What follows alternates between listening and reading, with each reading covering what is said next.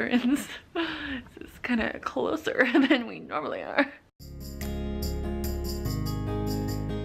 Hello ladies, and welcome back to IRL Jax, where I am Jax, and this is a channel where I share all about my infertility journey. If you are one of my wonderful subscribers, hi ladies, and thank you for coming back. And if you're new here, go ahead and hit that subscribe button down below. It sure helps out my channel, and you'll want to stick around to see the rest of my journey. So if you are one of my subscribers, then you saw last week the husband got on and gave his advice and tips to the spouses and significant others of women going through infertility. He had some really good points. I thought I would just get on and fill in a few gaps that he didn't mention, my own kind of set of advice for significant others coming from the point of view of someone who's been going through infertility treatment. Like I said, the husband covered a bunch of great topics, and if you're gonna watch one of our videos, I would say actually go watch his. But here are some of the things that I think you should know too. I'm gonna be going through a bunch of stuff while I'm sitting here chatting with you ladies. I got my donation box over here just so you know what's going on.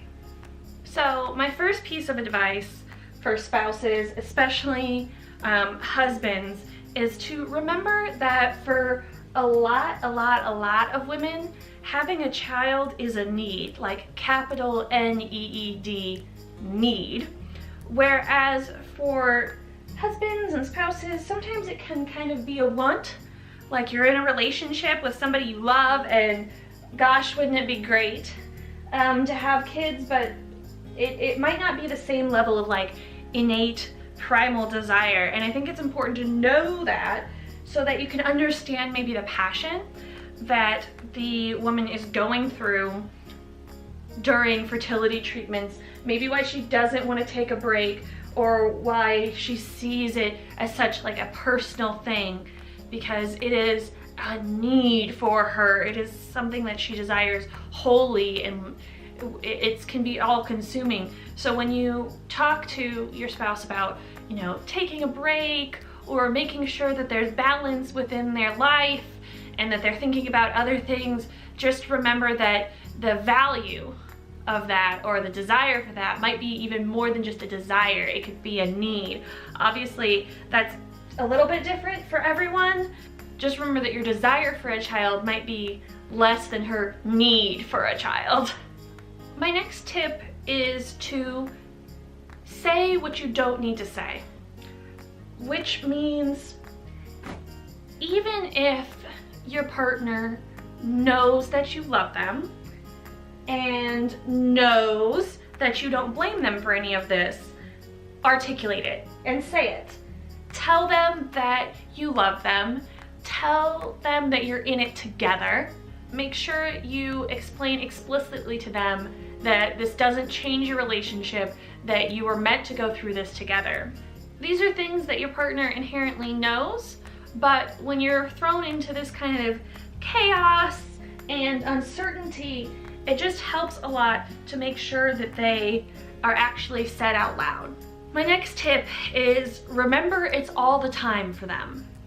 When you are keeping track of RE appointments and injection schedules and whether or not you're allowed to drink and did you take your supplements today, it turns into something that's on your mind constantly. And it's not like she goes to work and forgets about it. There is a constant sense of it being ever present. So just remember that for her, it is all the time. And while you may only have to deal with it personally when she asks you to come to appointments or whatever else, that for her, it's all the time. And that can be super draining.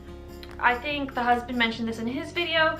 Try to encourage kind of segmented time to vent about it or do something productive with that energy or talk to other people going through it.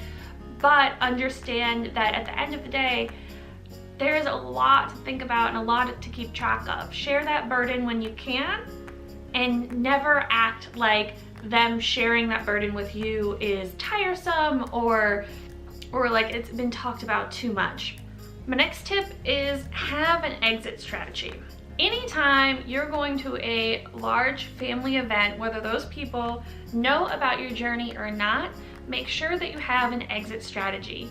There might be a moment where someone says something triggering to your spouse and you need to get the hell out of there. It can be anything from someone stupidly asking, you know, are you trying for kids? Or it can just be someone, I was about to say gloating, they don't intentionally gloat. It can be someone just really loving on their own kids, saying it's such a blessing and how much their life has changed and it's just so wonderful and awesome and oh my gosh, they're kids. And your wife realizing that that's not something she has the ability to experience right now and that's just too much at that moment. Whatever it is, make sure there's an exit strategy and that you respect it. If you get the signal that this is too much and you need to get out, get out. Like, don't finish your drink, don't try to like wrap up your conversation. Like if she gives you the signal, get out of there, because it's just too much at that point. And it's better to make a graceful exit than like get trapped in the bathroom crying. So my final tip kind of goes along with one of the ones I mentioned earlier about making sure you're verbalizing positive relationship confirmations, but make sure that you're also giving positive physical contact that isn't sexual in nature. There are gonna be a lot of times during this journey where your physical contact is limited, and there is a lot of ups and downs through fertility treatment and your body changing and not being in control of your body, and it just doesn't always make a girl feel the prettiest or the most attractive. So verbalize those positive affirmations of her being attractive and of you still wanting her and desiring her even after all of this, because there's just moments where you feel so ugh, and like just a blob of hormones and follicles, and you just really need someone to be like, yeah, you know what, you're actually still pretty and not just an ugly blob of hormones.